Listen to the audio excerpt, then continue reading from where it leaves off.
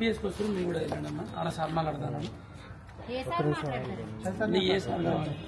నేను మమ్మల్ని ఎలా లేదు కదండి పిఎస్ లో సార్ ఎందుకు రాని ఎందుకు రాని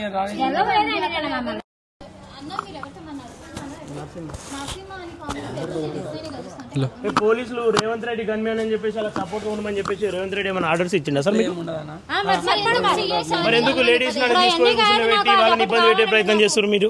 ఆయన దగ్గర పడుకున్నాను అని అన్నది అది ఒక్కటి నాకు సాక్షి ఇచ్చేగా నాకు డబ్బు కాదు సార్ నేను ఏమంటున్నా అది ఒక్కటే చూపిస్తాను 10 మందిలో మా అమ్మ వాళ్ళ ఆయన దగ్గర పడుకుంది అని మాట్లాడింది. అది ఒక్కటే మేము పోలీస్ స్టేషన్ మేము ఎందుకు పోలీసుల ముందే అన్నదట పోలీసుల ముందే అన్నదట పోలీసుల ముందే అన్నది ఏ మాట కూడా అవలేదు రమ్మంటారు పిల్లి కూనలు చూసినట్టు ఆడ చూస్తారు. నిన్న 2:30 వచ్చాను సార్ రాయదుర్గం పోలీస్ స్టేషన్ 2:30 నుంచి 7 వరకు ఉన్నాను. ఎవరు వచ్చి మాట్లాడారు సార్? మరి అందరూ పోలీసులు ఉన్నారు కదా సార్, కానిస్టేబుల్స్ 3 ఉన్నారు అక్కడ టేబుల్ దగ్గర. నేను ఎస్ఐతో మాట్లాడాలంటే మాట్లాడడానికి అవ్వదమ్మా మీరు ఎస్ఐలతో. ఇప్పుడు సార్ ఫోన్ చేసిన మరి నిన్నెందుకు మాట్లాడలేదు సార్? అంటే ఇప్పుడు మీడియా వచ్చింది కాబట్టి పోలీసులు ఉన్నారు నిన్న. మస్తు మంది ఉంటారు మరి ఎస్ఐని బయట వాళ్ళు కలవడానికి మనుషులం కదా అక్కడ ఆగో బయట మనుషులు వెళ్ళి ఎస్ఐని కలవచ్చా కలవకూడదా? మరి ఎందుకు కలవనీయలే నన్ను? నేను అదే క్వశ్చన్ చేస్తున్నా.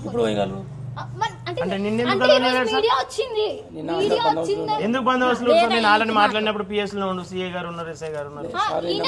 ఒక లేడీ వచ్చి మాట్లాడినప్పుడు అట్లీస్ట్ వాళ్ళ ఇష్యూ ఏంది వాళ్ళ ప్రాబ్లం ఏంది తెలుసుకోకుండా గంటలు ఏడ మాట్లాడింది నీకు తెలిసిగా అంతా ఆడి కేసు నడుస్తుంది అంత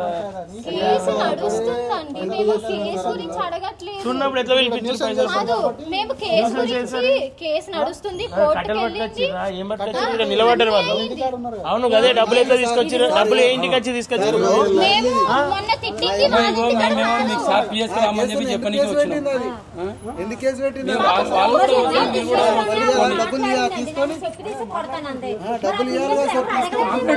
ఆమె కాంప్లీట్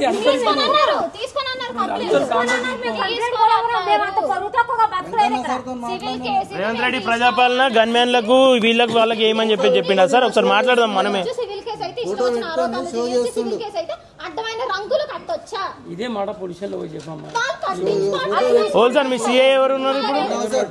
ఫోటో పెట్టుకొని అందరిని భయపెట్టించి షో చేస్తుండే. నేను గన్మెన్, నన్ను ఎవరు ఏం చేయలేరు, మీరు ఏం చేయలేరు నన్ను అని.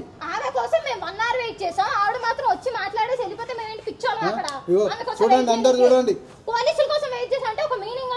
నాకు 7-8 లక్షలు డబ్బులు ఇవ్వాలి. నాకు 7-8 లక్షలు డబ్బులు ఇవ్వాలి నాకు. మేము డబ్బులు అడిగితే మా మీద ఉల్టా కేసులు. మా అబ్బాయి పెళ్ళి అయింది మొన్న 30వ తారీఖు నాడు, 22వ తారీఖు నాడు వాళ్ళ అమ్మాయిని ఎలిగేషన్ చేస్తున్నాను కేసు పెట్టింది. నేను సిఎస్ఆర్ తో మాట్లాడినా, మాట్లాడినా నేను వాళ్ళు కిందికి వచ్చి మేము పోలీస్ స్టేషన్ కి వస్తాం సార్, మేము వస్తాం వస్తాం, మా మీడియాస్ వస్తే అన్ని వస్తాయి. కానీ వాళ్ళ ఆయన కిందకి వచ్చి అవును ఈవిడతో నాకు సంబంధం ఉంది ఒక్క మాట ఒకటే మాట, నేను ఎక్స్ట్రా కూడా ఈమెతో నాకు సంబంధం ఉంది అని ఒక్క మాట వాళ్ళ ఆయన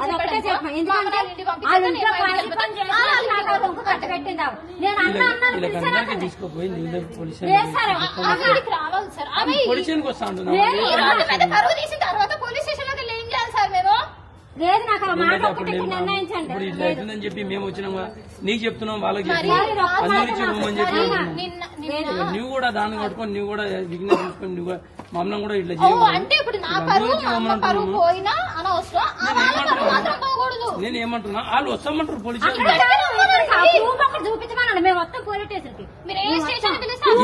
ఇదే మాట కంప్లైంట్ రాసి ఇలా పోలీసుల మీద నమ్మకం పోయి నిలబడ్డారు కదా సార్. వాళ్ళు నమ్మకం పోయేటట్టు ఎట్లా చేస్తారు మీరు?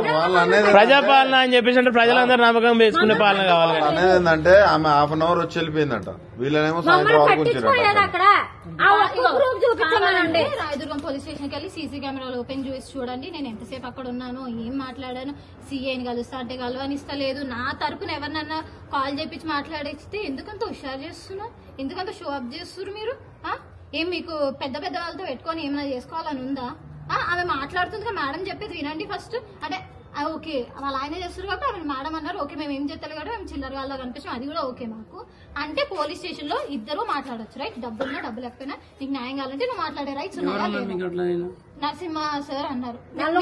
కాదు మీరు పోలీసు కదా, నేను మిమ్మల్ని అడుగుతున్నా. కాదు అన్న ఒక నిమిషం, మీరు పోలీసు కదా, నేను మిమ్మల్ని అడుగుతున్నా.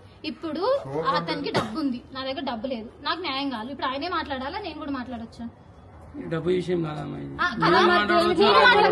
ఆయన ఎందుకు నన్ను మాట్లాడలేదు? ఆమె చెప్తుంది కదమ్మా, ఆగండి, ఆమె చెప్తుంది కదా, వినండి, ఆమె చెప్తుంది కదా, చెప్తుంది కదా.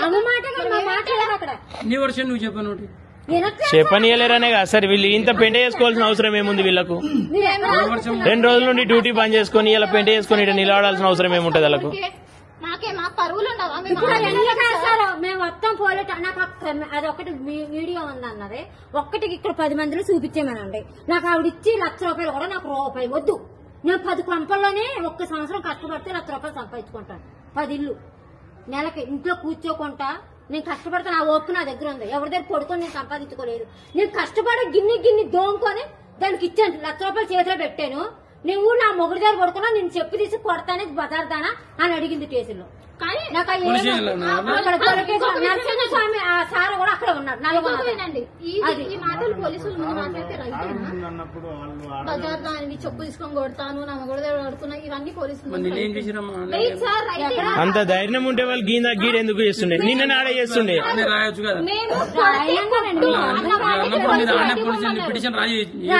సార్ పోలీసుల గురించి తెలియదు కదరా సార్. వాళ్ళకి ఇంత షో ఈడికి వచ్చి ఇలా నిలబడాల్సిన అవసరం ఏముంది వాళ్ళకు?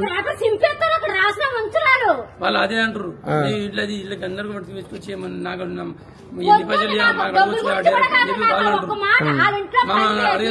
ఆమె బాగా మీడియా ముంగడికి వచ్చి చెప్పుకోండి. ఆమె జెన్యునే కదా, ఈమె ఇష్యూ ఈమె చెప్పుకుంది, ఆమె వర్షన్ చెప్పమన్నాడు. తీసుకున్నది ఉల్టా నా మీద కేసు పెట్టడం అంటే రేవంత్ రెడ్డి చెప్పమన్నా చెప్పిండో ఏమో, పైసలు తీసుకోండి ఎగ్గొట్టురని. మాట్లాడదాము, నా ముఖం ముందర వచ్చి మాట్లాడమను. 5 లక్షలు ఇచ్చిందా 10 లక్షలు ఇచ్చిందా? నువ్వు పొలిషన్ పోయినావా? మాట్లాడినా నేను సార్తో మాట్లాడినా సార్తో. ఇప్పుడు ఆ వీడియో ఒకటి మాకు చూపించమనండి అంతే. ఎక్కడి నుంచి వెళ్ళదు సార్, ఇక్కడే ఉంటది. మీరు ఎంతమంది పోలీసులు వచ్చినా సరే నాకు మా అమ్మ వాళ్ళ ఆయనతో పడుకున్న ప్రూఫ్ కావాలి. అది ఉన్నది అన్నది ఆవిడ, తీసుకొచ్చి ఇక్కడ